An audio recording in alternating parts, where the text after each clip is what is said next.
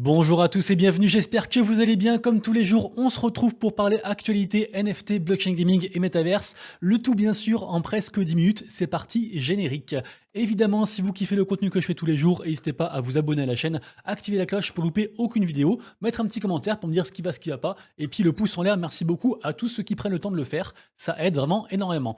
Et évidemment les amis, on ne pouvait pas commencer la vidéo sans parler de Mocaverse. C'était la folie hier. Au final, j'ai été whitelisté par je ne sais qui, j'ai push tous mes contacts, j'ai parlé à Yatsu, cofondateur de Animoca Brands, j'ai parlé à Robbie Young, j'ai parlé à des mecs de chez Pirates Labs, j'ai parlé à des mecs de chez Life Beyond, j'ai parlé à des confrères entre guillemets influenceurs, j'ai parlé avec Sébastien de Sandbox, j'ai parlé avec la team, tout le monde avait mon wallet, tout le monde avait des consignes en fait pour essayer de m'aider, et en fait au final j'ai fait aussi des concours, des threads et tout plein de trucs comme ça. Au final je ne sais pas comment j'ai eu la whitelist, mais je l'ai eu, donc forcément j'ai minté, super heureux. J'ai essayé de faire un petit move, donc du coup j'ai vendu, après j'ai racheté derrière, donc là actuellement du coup j'ai deux Mocaverse, je suis trop content et voilà, je crois vraiment beaucoup en cet écosystème, donc j'espère que ça a marché, que ça a apporté pas mal d'avantages à vous par l'intermédiaire de la commu Rabbit, et puis aussi à moi, donc on suivra ça, mais en tout cas voilà, j'étais obligé de commencer par ça aujourd'hui. On passe ensuite aux NFT Rabbit, c'est les NFT de la commu, les Very Important Rabbit. Sachez qu'il ne reste plus que 4 NFT qui m'appartiennent, qui sont en vente sur le secondary, c'est ceux qui sont ici, donc à 0,03 ETH, donc environ 50 balles, et en fait il y a eu un vote de fait dans la commu via Discord, et en fait les gens ont voté pour passer le prix à 0,06 à partir de demain, donc c'est le dernier jour où ils sont à ce prix-ci, et après demain ce sera 0,06, jusqu'à ce qu'il n'en ait plus. Ils veulent tous que les NFT Rabbit partent to the moon, donc on verra si c'est le cas. Après de toute façon c'est la commu qui décide. Hier du coup il y a eu la fin des enchères sur Yuga Labs, les NFT ordinaux de Yuga Labs, et c'était incroyable. Sachez que du coup donc il y a 288 personnes qui ont gagné ces NFT là, et que l'enchère la plus petite c'était 2,25 BTC, ce qui correspond environ à 50 000 boules. Donc voilà, du coup effectivement il fallait avoir des liquidités vraiment énormes pour participer à ce mint là. En tout cas bravo à vous si vous êtes dedans, parce que c'est incroyable, et je pense que même 50 000 balles c'est, j'imagine, pas cher payé pour le mint. Le premier mint en fait est peut-être même le seul sur Bitcoin de la part de la plus grosse collection, du plus gros collectif en fait NFT qui existe, à savoir Yuga Labs, qui sont derrière entre autres les Bored Ape. Donc bravo à vous. On peut, alors je sais pas si ça marche du coup, peut-être que le site du coup marche plus. On va essayer de renvoyer le site pour voir s'il y a encore le formulaire, voir si ça marche pour vous montrer rapidos, mais sachez, ouais, ça marche encore. Sachez que Yuga Labs, du coup, a récolté environ 16 millions de dollars en 24 heures grâce à ces enchères, donc incroyable. Et du coup, on peut voir la toute dernière à la fin qui est à 2,25. Donc c'est un truc de fou, quoi. Sachez que par rapport au projet Bluetopia, un projet que j'aime beaucoup, il y a la troisième wave, le troisième round pour essayer de choper des whitelists. Donc il faut répondre à un petit questionnaire et trouver la solution à un petit puzzle. J'ai pas encore trouvé, mais voilà, je vous partage ça parce que pour moi c'est un bon projet que je suis. Et également aussi du côté de Candyland, on a l'ouverture du Discord. Candyland, c'est un projet que j'aime beaucoup, j'en ai déjà pas mal parlé, et sachez que qui dit ouverture de Discord dit aussi concours, loterie, quête communautaire, plein de choses comme ça, donc des moyens de choper des whitelists, donc n'hésitez pas à aller voir du coup dans le Discord pour choper tout ça. Du côté de Momoguro, un projet que j'aime beaucoup aussi, j'en ai pris quelques-uns aussi, vous le savez, on a eu du coup le reveal, également aussi les sneak peeks sur le jeu RPG qui va sortir, c'est ce que vous voyez actuellement à l'écran. Certaines personnes sont déçues, d'autres disent en fait c'est normal parce que c'est un RPG en fait de storytelling, et du coup c'est aussi compliqué de s'y retrouver parce qu'en fait chaque Momoguro, chaque NFT a 1 milliard de caractéristiques, du coup c'est un petit peu la pagaille. On a touché un petit peu un dip là, j'ai l'impression à 0,27, et là c'est en train de rebondir un peu, donc on suivra. Moi j'ai gardé les miens, j'ai pas touché, donc voilà, en tout cas c'est un projet que j'aime bien sur le long terme, donc du coup je garde. Ensuite on va parler de Sound.xyz, puisque c'est une plateforme que je connaissais pas, et en gros c'est une plateforme, c'est un petit peu comme une espèce de super rare version enfin, vous savez, Super Art, c'est une plateforme NFT pour tout ce qui est artistique, mais vraiment artistique, genre les peintures, les choses comme ça, artistique visuel. Et là, en fait, c'est une plateforme pour les NFT artistiques, mais du coup, en fait, version audio, version musique. Donc, en fait, les artistes peuvent du coup vendre des albums et des titres via la plateforme sous forme de NFT. Donc, super intéressant. Là, on voit Snoop Dogg qui est ici. Et voilà, c'était juste pour vous parler de ça parce que je ne connaissais pas le projet et que ça me semble cool, donc je vous en parle.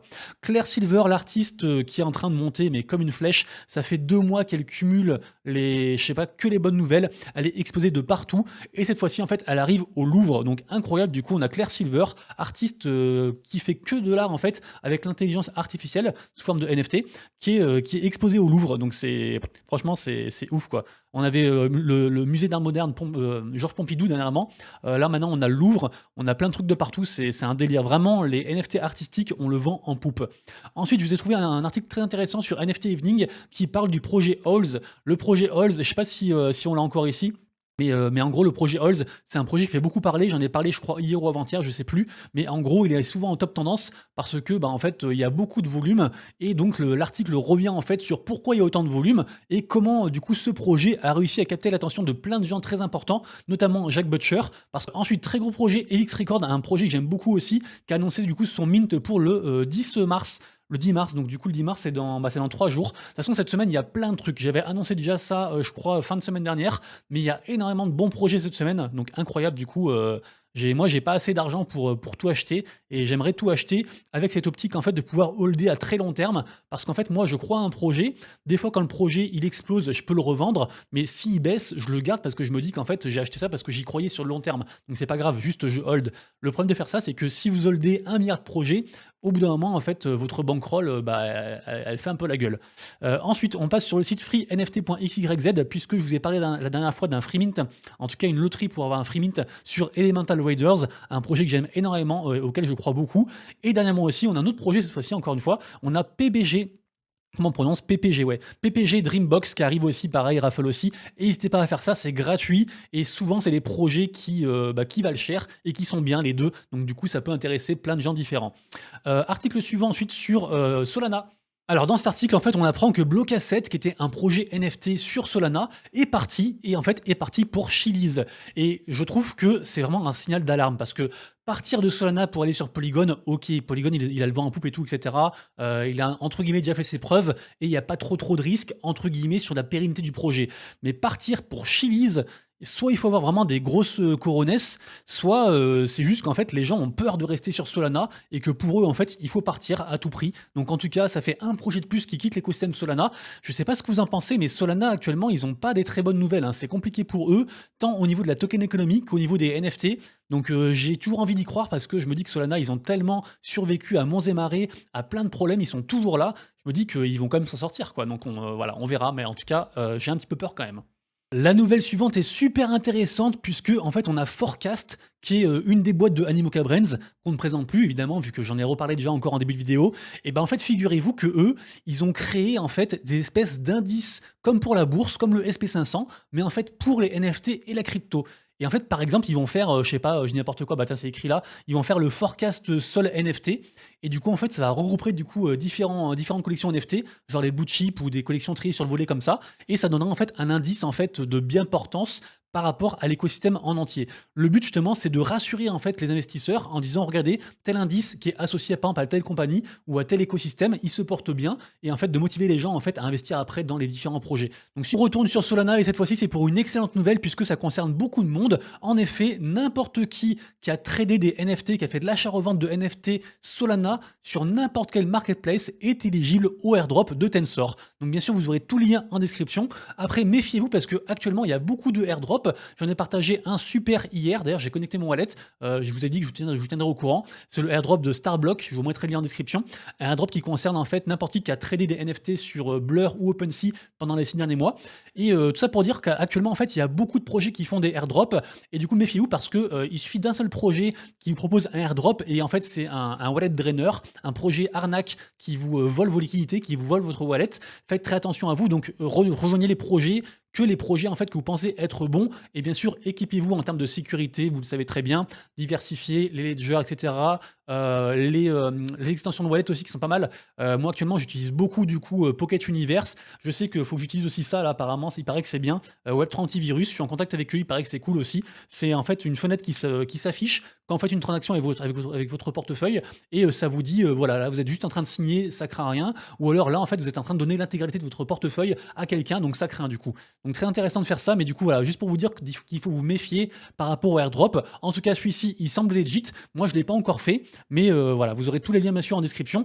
Et n'oubliez pas que moi, je ne suis pas conseiller d'investissement, je suis pas trader pro, je suis rien du tout. Juste un mec en fait qui a la chance de vivre en fait de son contenu, de vous partager les news et au final en fait vous avez tous les liens en description et c'est vraiment juste une source. Et après c'est à vous de savoir si vous voulez investir votre temps ou votre argent dans les projets que je présente. Mais sachez que j'ai pas du tout la parole absolue, mais loin de là vraiment, je fais encore beaucoup d'erreurs.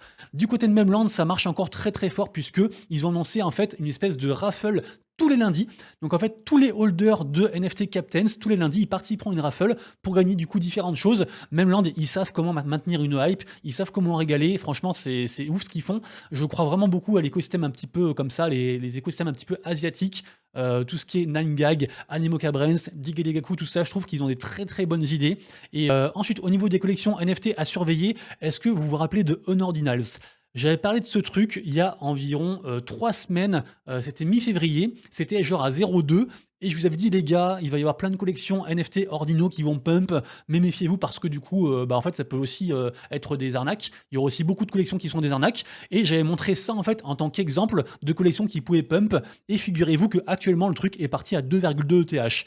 Alors même avec le recul, jamais j'aurais acheté parce que c'est trop risqué. Et même si j'avais acheté, j'aurais certainement revendu à 0,40. Donc pas de regret. Enfin en tout cas, j'aurais pas attendu 2 ETH. Mais c'est pour vous dire que c'est ouf ce qui se passe. Il y a encore de très belles histoires, des très belles success stories comme ça de NFT. Donc une fois de plus aussi, bravo à ceux qui étaient dedans. Parce que je sais qu'il y a des gens de la commune qui étaient dedans. Donc du coup, trop cool pour vous. On va dire que vos victoires, c'est aussi mes victoires d'un côté. Parce que je suis content d'avoir pu contribuer entre guillemets à votre digue, à votre veille de l'info. Ensuite, le airdrop des NFT qui s'appelle Ordinal Cubes, qui sont la seconde collection de Kungs, qui est donc un des devs de Memland, dont j'ai parlé juste avant. Ça a très très bien marché puisque ça se mintait à 0,016.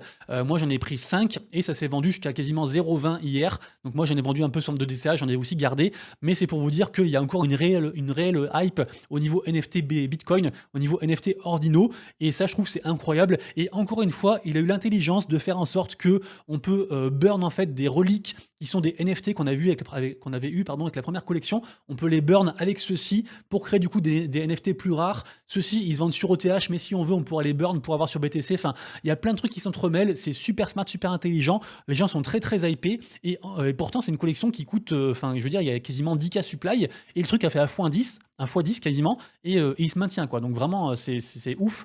En ce moment, je suis un peu admiratif en fait devant les collections qui réussissent à garder cette hype en fait et à produire des choses parce qu'il y a tellement de collections qui échouent que quand ça marche, on se dit mais bravo quoi, ils ont géré quoi. Je surveille aussi Good Boy Borzoy, c'était un espèce de call entre guillemets de collection, donc j'ai pas eu le temps de dig plus que ça, mais du coup je surveille, je l'ai ouvert et je regarderai plus tard dans l'après-midi ce qu'il en est exactement. Subduck, on s'en fiche, ça c'était pour moi, j'ai juste regardé ça comme ça, mais c'est une vieille collection, on s'en fiche. Ensuite, ça c'est un mint du jour, c'est aujourd'hui, je crois que c'est à 18h, c'est le mint de Saison. Alors par contre, j'aime pas trop parce que il y a quasiment tout qui est over allocated, ça veut dire qu'en gros, il y a beaucoup plus de gens en fait qui ont des whitelists et des spots Elo list qui peuvent minter donc que de mint disponibles. Donc du coup, ça provoque souvent une guerre des gaz, c'est compliqué. En plus, c'est la pire horaire en fait pour minter, donc ça peut coûter très cher. Donc même si le mint coûte pas très très cher à la base, il coûte 0,05 ETH. Je suis pas sûr minter à cause de ça, mais sinon le projet j'aime beaucoup aussi. Donc ensuite, ça c'est pas un mint, c'est une plateforme en fait entre guillemets métaverse social qui fait en fait beaucoup de choses puisque actuellement en fait ils sont en train de délivrer beaucoup de whitelist en fait pour leur projet qui va bientôt être minté. Ils font aussi pas mal de partenariats, ils font aussi beaucoup de giveaways. Donc du coup c'est pareil, c'est un truc aussi qu'il faut que je digue. J'ai pas encore eu le temps d'aller beaucoup plus loin, mais je trouve qu'il y a assez de hype pour m'y intéresser, donc j'ai envie de m'y intéresser. Ensuite ça c'est un mint aussi pour aujourd'hui, c'est un mint avec justement tout ce qui est on va dire collection Marvel, donc des collections qui marchent bien. C'est un mint du coup sur VeeFriends. Donc ce que je voulais vous dire c'est que j'ai donc Petit Français dans la guilde, enfin dans le Discord de la commu qui a parlé de ça. Pour lui, c'est un mint super hypé. Moi, je suis pas trop sur cet écosystème-là, donc je vais pas dig, mais je vous en parle aussi parce qu'il avait l'air tellement hypé que du coup, je me suis dit que ça pouvait être un truc vraiment chouette. Donc je vous en parle et à vous de dig, à vous de voir si vous voulez du coup aller dedans. Sinon, ça m'intéresse déjà un peu plus parce que c'est plus mon écosystème. On a une fois de plus encore des NFT Funko Pop. Donc du coup, cette fois-ci, c'est Donjons et Dragons et Funko Pop. Donc ce sera aussi pareil aujourd'hui, ça. Non, pardon, c'est le 14 mars. L'annonce est tombée aujourd'hui, mais c'est le 14 mars que ça se mint. Donc gardez-le du coup sous le coude. Ça, en général, c'est des collectibles qui marchent bien et avec... Il y a des bons collectionneurs passionnés souvent derrière. Donc c'est plutôt chouette. Ensuite, ça, c'est... Alors, je croyais que c'est déjà le cas, mais apparemment non. En fait, on a Magic Eden qui permet en fait à MoonPay, qui est une solution de paiement, du coup d'interagir du coup sur la marketplace, ce qui fait que les gens peuvent acheter des NFT directement avec leur carte bancaire. Je crois que c'est aussi un mythe du jour, j'en ai parlé hier, c'est My Fair Witches, qui est en partenariat avec Orange Comet. Je pense que c'est un bon mint aussi, mais je minterai pas parce que bah, peut pas être de partout malheureusement. Du côté de Sandbox et des Play to Earn du côté blockchain gaming, on a là pas moins de 1 million de tokens Sand qui vont être donnés en récompense. Ça commence apparemment dans 2 jours, c'est une espèce de grand festival avec plein de projets, il y aura plein de quêtes et tout ça. Donc du coup à partir du 8 mars jusqu'au 4 avril sur Sandbox, il y aura moyen de se faire un petit peu d'argent en s'amusant. Donc plutôt chouette, de toute façon Sandbox, ils font plein de trucs. Là ils ont aussi refait du coup le partenariat avec Gordon Ramsay pour du coup sortir ses avatars. Et après il y aura aussi des quêtes aussi, donc Gordon Ramsay c'est le mec qui fait Cauchemar en cuisine, version US pour ceux qui connaissent. Et j'allais enchaîner en disant troisième bonne nouvelle pour Sandbox, mais en fait non pas du tout. L'article m'a retourné le cerveau, en fait c'est pas du tout ça. En fait c'est un article qui est sur esport.net et qui compare Robotera à Sandbox en disant qu'en fait Robotera pourrait être le nouveau Sandbox en mieux. Du coup, j'ai pas envie de lire l'article parce que bah en fait ça me concerne, mais moi quand un article en fait se positionne par rapport à un autre projet en disant on est meilleur ou alors ce projet est moins bien et qu'ils ont besoin de ça en fait pour te mettre en lumière, j'aime pas du tout donc voilà. En tout cas, je vous en parle quand même donc vous irez lire si vous voulez. Mais Isaac, qu'est-ce que c'est? C'est une espèce de comment dire ouais de jeu pour casu qui est dispo sur l'App Store et sur l'Android aussi, je sais plus comment on dit, l'Android Store. L'App Store et Google Play, pardon, Google Play.